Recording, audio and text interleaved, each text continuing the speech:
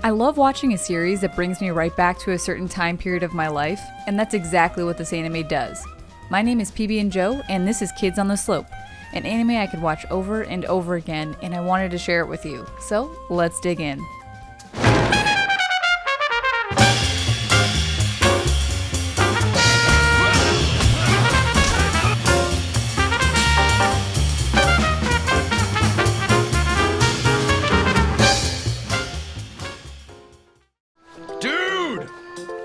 Kids on the Slope is essentially a coming-of-age anime. You are first introduced to Nishimikaru, a first-year honor roll student transferring to a new school, basically on his own. Due to his father's job, he had to move in with his relatives, and he's what we've all felt on our first day of a new school. Anxious, irritated, and of course nervous. But with just in his first day, he meets Sentaro Kawabuchi, a delinquent who just really seems to enjoy a nap, and a good old one too. You're also introduced to their class representative, Ritsuko, who seems to know Sentaro fairly well.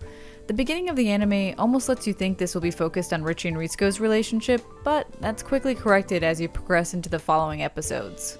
This is about companionship between growing teenagers and showing how we really felt and handled our own feelings. Do you remember when you first felt a raw emotion as a kid or a teenager? I do. It was jealousy, and I couldn't quite figure it out at first, but I felt the same way Nishimi did, and I acted on those feelings and then cringed immediately afterwards, screaming internally, why did I do that? I'm scum. The lowest of the low. Damn it! Why did things turn out like this? So, how is any of this different from any other slice of life anime? Well, let's take a look. The anime is of course an adaptation of a manga, which we'll dig into a little bit later. It was directed by Shinichiro Watanabe. He may sound familiar. He's directed Samurai Champloo, Cowboy Bebop, Space Dandy, Zanku no Terror, Ergo Proxy, and Macross Plus. And those are just some of his more popular animes. And holy shit, how could we make this anime even more notable? Dude, Yoko Gashten Kano composed it. Look, because why not? If you don't already know who Yoko Kanno is, she's a Japanese composer very well known in the anime industry and has worked closely with Watanabe on several different series. I fell in love with her when I first saw Ghost in the Shell standalone complex and was just blown away at the score she wrote for it. Alright, maybe her and Watanabe need their own episode. So, with that being said, this seems to already be set up for success, so let's dive a little bit deeper.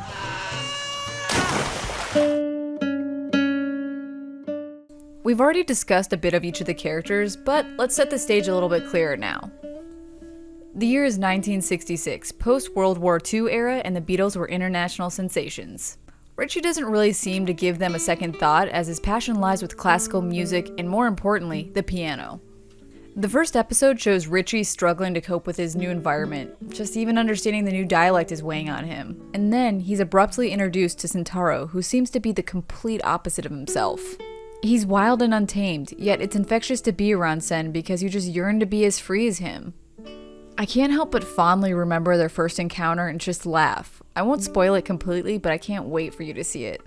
This is also where you're first introduced to Yoko Kanno's beautiful, jazzy tunes.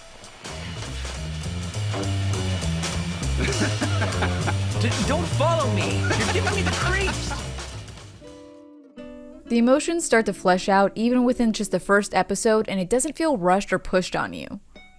As we get further into the show, we find out that Ritsuko's father owns a record shop, and Sentaro loves to hang out in the basement of the shop to jam out on the drum. Richie, of course, gets dragged into the basement, and both Richie and Sen are arguing about jazz, and thus, a true friendship was born. All true friendships are based on an initial argument, right? Obviously you're tone deaf. That was note for note. There wasn't any swing. If you play it without feeling it, it don't sound like no jazz. Hey. The plot is then centered around these three, but more so Richie and Sen going through life as teenagers. It's so hard for me to not go into detail about everything, but there's so many moments throughout the show where each character is going through some emotional, uncharted territory. It's presented in a way that isn't too cheesy or generic and makes you eagerly push the next episode button. Then you top it off with their love of jamming out together, and you can just feel what they're feeling as they innocently pour themselves into each note. The chemistry is undeniable between these two, and just watching them support each other in their lowest of times is so heartwarming and gut-wrenching. Even though they both come from completely different backgrounds, Richie and Sentaro fight for each other's friendship. There are also a handful of side characters that can sometimes come off as a little melodramatic, but you can still take something from each of them, which I can appreciate. They also don't take up all of the spotlight and just add a little filler here and there. Now, let's discuss what makes this anime so beautiful. The animation is fluid, colorful, and dedicated to the accuracy of its time. This anime is 8 years old, but in my opinion, you may not even notice it if you're just now starting it up due to the high quality of the overall animation. The detail in their expressions help to convey and relate to what each character is going through. It's aged gracefully and makes it easy to rewatch. And don't forget, these are the people that made some of our cult favorites, so it's no surprise that they shoot for a perfect presentation. The soundtrack itself is the cherry on top of the slope. Without it, you wouldn't be able to feel the passion behind Richie and Sentaro jamming out as loudly as they possibly could in the basement of the record shop. You would miss out on little moments that make this fight scene feel even more powerful.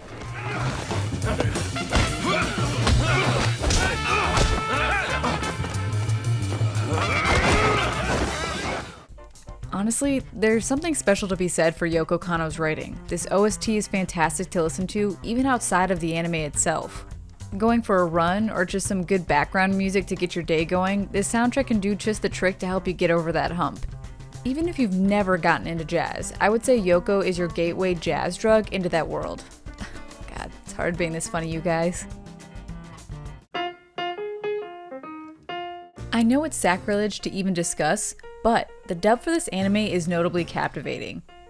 Of course, watch the sub first, but give it a second shot with the dub as well. I'll be honest here, I watched the dub first and actually found the Japanese voice acting not as emotional, other than Richie's. The voice acting in the dub fits so well with this animation, the music, and the personalities of each of the characters. Plus, now you get that extra moment to really focus on the beautiful shots and expressions you weren't able to fully see on the sub, so why not try it out? I will say, both Richie's English and Japanese voice actors really help you feel what he's expressing, and I can't tell you how much that really cemented my love for this show. As I mentioned earlier, the anime is based off of a manga that was written by Yuki Kodama back in 2007, and in 2012, the anime was born. She wrote 9 volumes and finished the manga in 2012 after the anime was released. What I can appreciate about the manga is it goes further than the anime does, like most series. So if you're looking for a little bit more, even though the anime ends in a satisfactory way, you can actually dive deeper into their world with a manga. Disclaimer, don't read the wiki like I did for the anime because the ending of the manga is instantly spoiled. Whoopsies! In 2007, they announced a live-action movie for Kids on the Slope with Takahiro Miki producing it, who has directed his fair share of anime to live-action adaptations. I was met with a slight hesitation on this even though Takahiro has created some wonderful slice-of-life movies.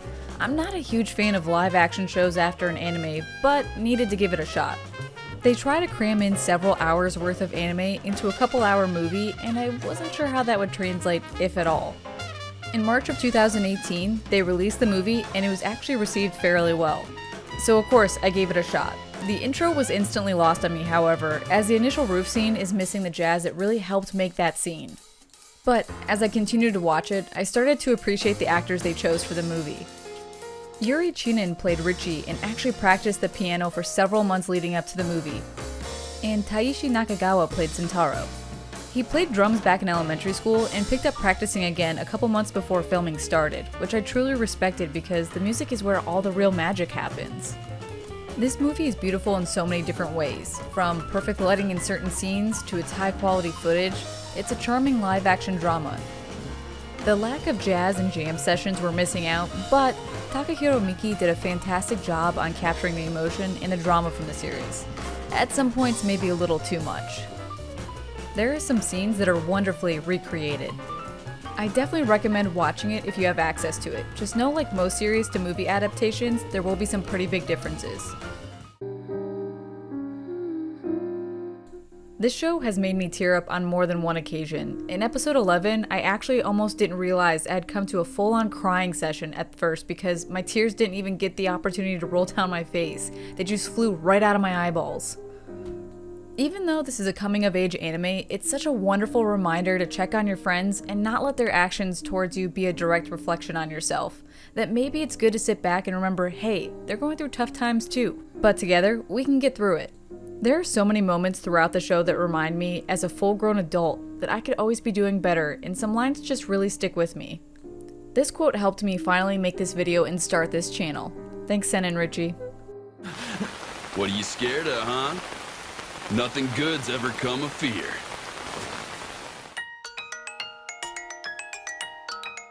I give this an ultra best friends out of best friends rating. I know we yearn for the perfect romance series, but good god, do I go ham for a perfect friendship anime, and this is easily in my top favorites. I personally recommend starting off with the anime and top it off with the manga and the movie. Hopefully I made this video interesting enough to where you want to actually check out the anime yourself, and here's exactly where you can do that.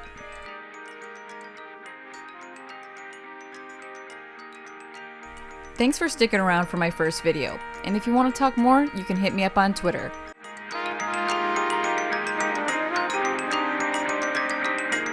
My body feels light. It's as if I've been born again. I feel like I've got wings on my feet.